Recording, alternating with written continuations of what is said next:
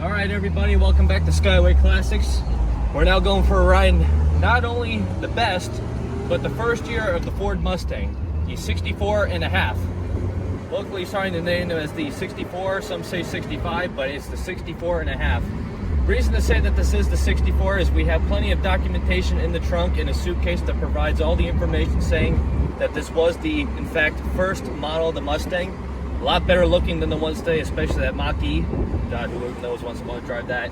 This one's a 3-speed manual, as you can see from my shifter here. 3-speed manual with power steering, power brakes, white with a tan interior, manual top. Like as I said before, it is a manual car. Our speedometer is the same, our horn, our steering wheel.